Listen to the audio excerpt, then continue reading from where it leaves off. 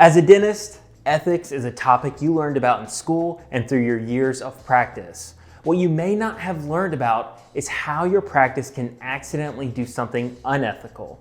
We know what you're thinking. How do you accidentally do something unethical? But the truth of the matter is, it's more common than you think. This video will go through 4 common dental insurance mistakes that can lead to fraud. Dental ClaimSupport has been in the dental industry for a decade, and we have seen various practices be audited and seen a few dentists lose their license, or even worse, go to prison because of fraud in their practice. In most cases, ignorance is no excuse when it comes to fraud. This topic is important to us because we care about dentists and everyone working at the practice. We want to help you collect more money, but we want to do so legally. This video will walk you through the 4 most common dental insurance mistakes that can lead to fraud and how you'll be able to avoid them. Number 1, incorrectly listing the treating dentist. In dental insurance, most fraud is being committed on the claim form. When we talk about a PPO, a doctor signs a contract and agrees to write off a certain amount of the standard fee for a service rendered. This agreed upon fee determines the total patient financial responsibility. So sometimes when there's an associate dentist who's not in network with the insurance payer, whoever is filing the claim will list the in-network provider as a treating doctor on the claim form to get the network fee for the patient. This is fraudulent because the dentist may receive funds they are not entitled to. Number 2, an accident leads to fraud on a dental claim form. So a patient comes in who has fallen in the kitchen and broken his tooth. On the claim form, you have to disclose that the treatment was related to an accident. Dental software usually defaults to leave this field blank. Someone will have to manually go in and change that. Next, you need to figure out what kind of accident it was. Was it workers' compensation? Was it an auto accident? If a dental practice doesn't know to manually enter that or understand the importance of specifying the claim as it relates to an accident, it's common for a team member to just send off the claim, get paid, and move on. They don't realize that they just received reimbursement the dentist wasn't entitled to because they didn't disclose that it was related to an accident. The dental payer may not be liable to pay that claim until it's first considered by a medical or any other third party. Number 3, lack of education and training can lead to potential fraud in your dental practice. Let me walk you through a real life scenario.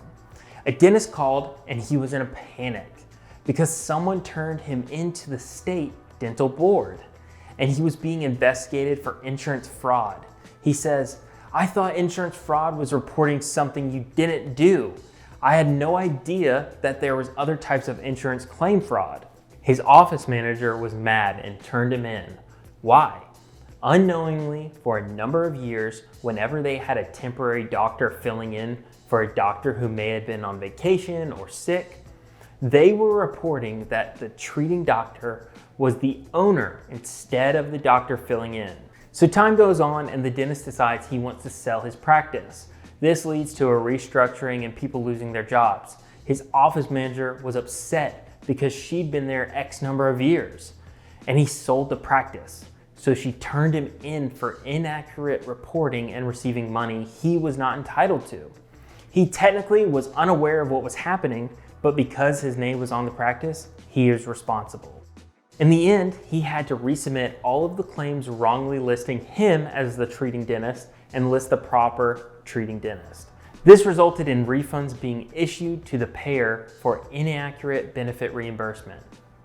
Number 4, downcoding and upcoding in a dental practice. Let's say you have a patient with a periodontal disease who comes in 4 times a year to have a periodontal maintenance procedure done.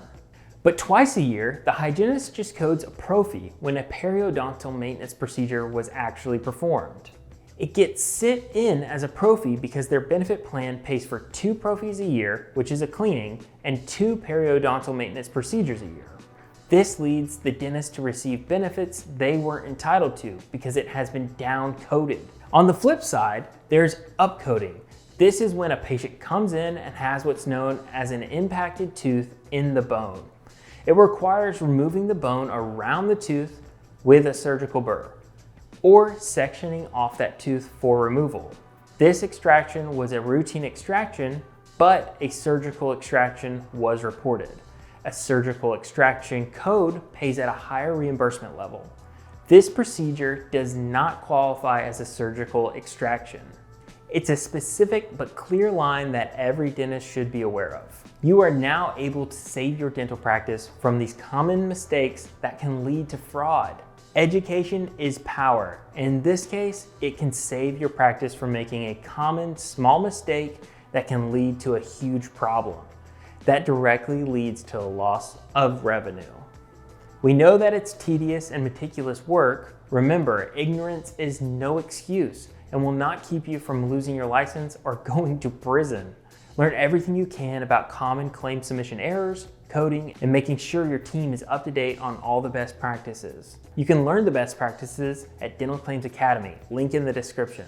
And if you have more questions, you can schedule a free call with us at Dental ClaimSupport. Link also in the description. And as always, hit that like button, subscribe if you're new, and hit that bell icon so you don't miss out on any new videos.